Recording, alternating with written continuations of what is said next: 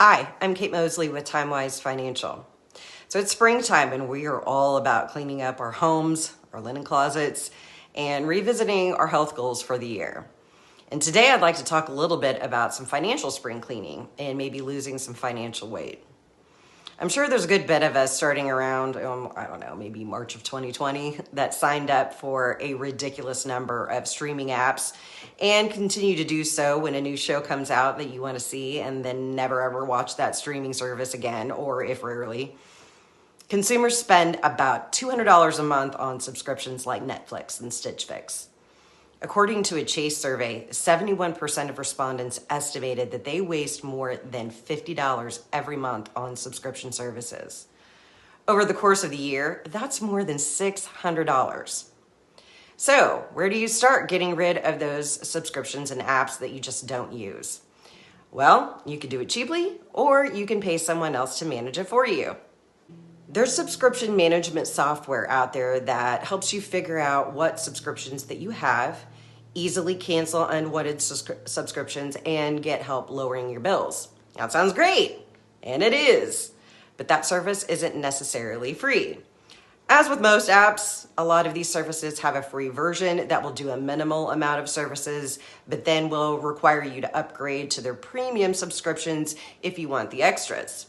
Some have a free trial period, so you could play that game and try and hurry up and get all your subscriptions canceled during the trial, but that may end up being more trouble than it's worth.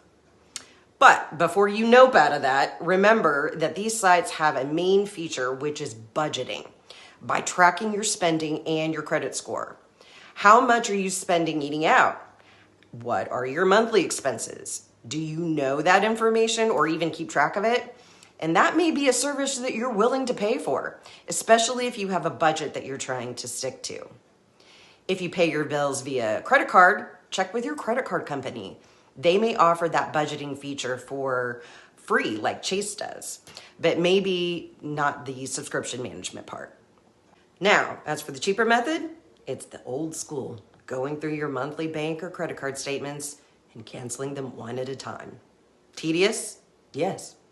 Cheaper than paying a subscription to keep track of your subscriptions? Also yes.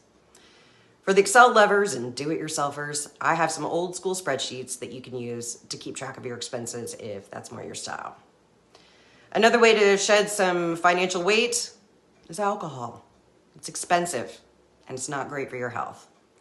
Alcohol.org has some pretty staggering info as of January 23 on exactly how much money is spent on drinking alcohol. And they've broken down into the cities who spend the most and comparatively who spends the least. The average cost of 1 year of drinking here in Atlanta is $1,412 of 1 year. And if you drink 25% less, you'd save $353. 50% less alcohol, you'd save $706 a year. If you drank 75% less, you'd save well over $1,000 a year. And it's not just dry January. There is a sober, curious movement happening to either stop drinking altogether or to cut back on the amount of alcohol. I'm sure we could all use an extra $300 to $1,000 in our pocket just by cutting back on alcohol consumption, not to mention the health benefits for doing so. Food or drink for thought. Thanks for watching.